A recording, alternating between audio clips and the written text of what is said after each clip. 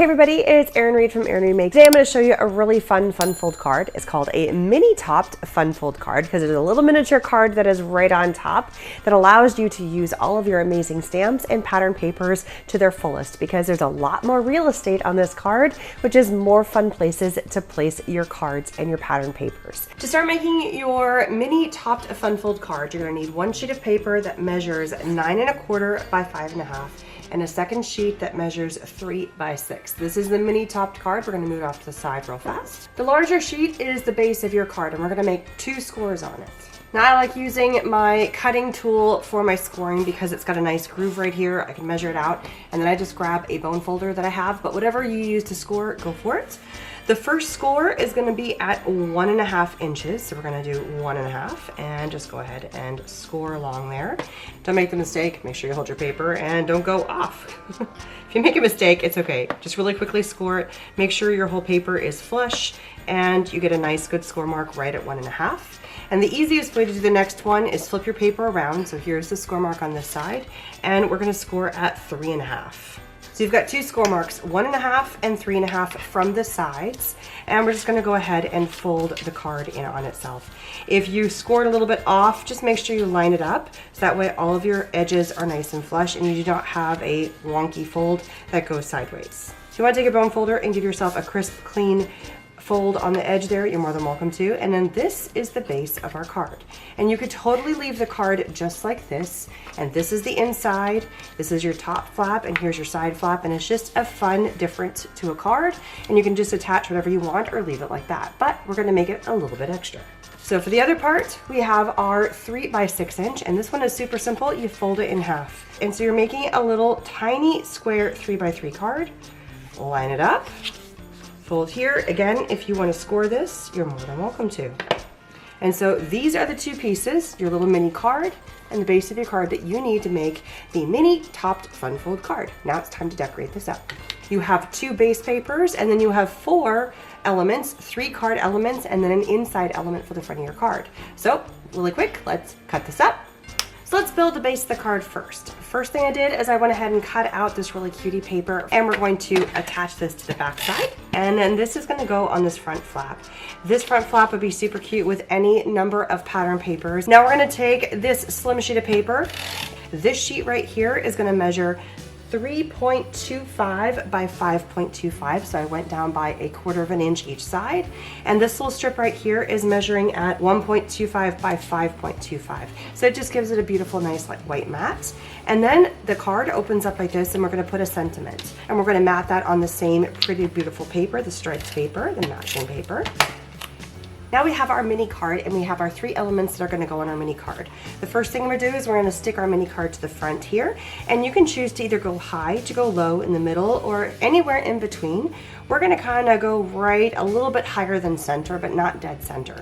Now we want this to be able to open up, so we have to be very careful where we're attaching the adhesive, which is just going to be on this side right here, but on the back side. So we're going to flip this over. It really doesn't matter because it's a white sheet of paper. We're going to apply a little bit of adhesive all the way to the edge, but not going too far because that's the only place we want our adhesive to go. Make sure it's nice and centered and then layer it right on here. And now we have this flap and it opens up a flap, flap, and then there we go. Now it's just a matter of adding in all of our elements.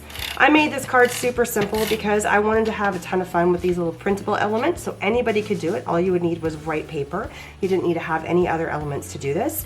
But any of your cutie stamps that you happen to have, any of your pattern papers, all would be adorable with this card design. So this card design is super easy to work with every card. And all of these little card pieces, all these little square elements that we're using right now, are all measured to be 1/4 inch down. So the square card front measures to be 3 by 3. So this little card is a 2.75 by 2.75, or 2 3/4. And the same goes for all 3 cards. So there is our finished card. Look how easy that was. Front element, open, a couple of really cute elements, open the card all the way up, and boom, there you go. So here's another cute version of the same card with a mini top fun fold with some pattern papers that came from a paper stack and also some stamp sets. So you can use any of your own stamp sets and your own pattern papers to make it this fun little card. Okay, so let's switch gears a little bit and let's do a little bit of a different card. I have taken the same format, but instead of doing 9 1/4 all the way long, this piece right here is measuring 9 1/2. The first score is again at that 3.5 mark, but this second score is at 1.75. So this piece right here is actually a little bit wider. So you can change this up however you want. You can make this narrower. I mean, there's no wrong or right way to do this. All your measurements can totally be modified. And then for our mini card, instead of doing a square, we're gonna make this a rectangle. And I've also used different colors of cardstock for this card. So the measurement for this is still 6, but now I've gone 4.5 inches tall. So when you fold this in half at the 3-inch mark, so scoring at 3, you've got a little mini rectangular card right here. So let's go ahead and build what's gonna go on the inside of this card. And for this card, we're gonna decorate every single panel just to show you what that looks like. I'm starting off with a beautiful piece of pattern paper. I went into my stash and I found some gorgeous papers, vintage papers from Kaisercraft. They are absolutely gorgeous. I truly, truly love them. I really love the Merry Christmas, which came from the pack. So there's nothing wrong with using just papers. You don't have to always pull out stamps to do your cards. If you think about it, this is kind of a cross between a mini book and a card because you're decorating all these beautiful panels. So this panel right here that I've just cut out, this is actually from those giant sheets of paper that have all those beautiful images on them, and you just may not know how to cut them up. Cut them up to be panels inside of your cards. They're so gorgeous. Now this is a really old collection. I truly went in and I dug into the dregs of what I had in my stash. I think this collection is probably about 10 years old, but it still is gorgeous and I want to give it a second life. All right, so now the inside of our card is done and I just cut everything down to be 1/4 inch smaller than on every single panel. So the back of my card, just like any A2 size card, measures 4 1/4. So the inside panel of this is 4. The height of the card is 5.5. So the height of all of these panels is 5.25. So just go down by 1/4 inch each time.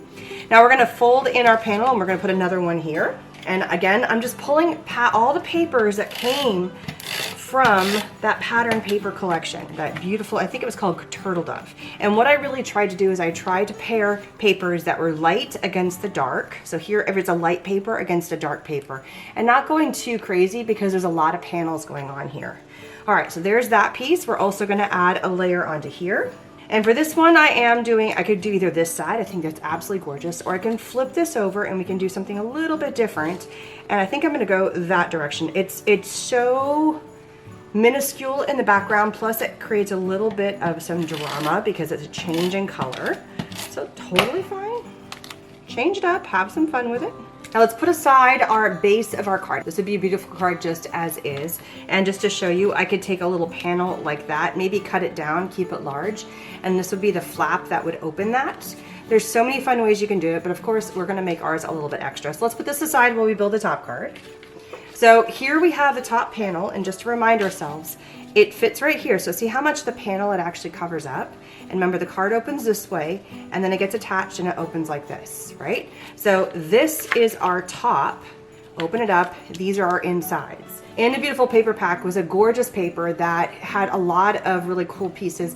And I cut 2 panels, pulled them apart, and they're gonna go on the inside. So it's almost like it's creating a scene right here. Isn't that gorgeous? Great way to use the inside panels of your cards. Let the paper do the work for you because it's absolutely gorgeous. When this whole card gets opened, there's a little bit of a panel that you can see right here. We're gonna cover that up as well. So I'm just gonna add a little bit of adhesive to this. And the rest of it is going to get covered up. Why am I not covering up the whole panel? Well, because this is actually going to fit on the card like that. So you're not going to see the whole thing. It's just this little part, and it's just a little something extra to place on the card, another piece of interest. All right, so now that that is done, let's build the front. So again, I have some more of the beautiful pattern paper. Look how gorgeous that is. And we're going to add our adhesive. And you could pick a card panel that is got an image on there, but for this one, because we're going a little extra, we're gonna pull out a beautiful flower piece. So this is a Prima flower. I absolutely love this. So because this has some more dimension to it, it's got some thickness, it's gonna be a little harder to place in the mail in a flat envelope. You're gonna have to get a padded envelope to mail this. We're also gonna get out some twine, and since it's got a little hook at the bottom, we're going to place this down here. We're gonna add our bow before we glue it on, and we're just gonna have a nice big bow, and we're gonna leave some tendrils. So I'm not going to cut anything yet, which is why I'm leaving nice long tendrils. Get my bow to be on the same side. It's always harder than it seems. All right, so now we have this beautiful bow, and I'm gonna kind of play with it to see how big or small I want it. I don't want it giant, but I don't want it too small. I have to kind of play and see the dimensions of it to know which way, and I think that looks absolutely gorgeous. Now in the paper pack, it also had this December 25th, and I thought that would look kind of cute, just kind of nestled right in there, right above the bow, and that is the front cover of our card. Now we just have to glue everything down. You're gonna wanna use a glue that's got a good enough hold to hold this larger spray item, the flowers, onto your card. And so I'm using a mixed media glue here. A good craft glue would work, but make sure it's got a decent enough hold, but it doesn't warp your paper. So I'm just kind of nestling a bunch of the glue on here, kind of hitting the back of my little ribbon right there, and then let's place this on. We're gonna add a tiny bit of glue to our bow. We're gonna take our little December here, add a little bit of glue on there. If you wanna add pop dots to make sure that this is popped up on either side, you can, or just kind of nestle it in there and the glue in the center will hold it in place.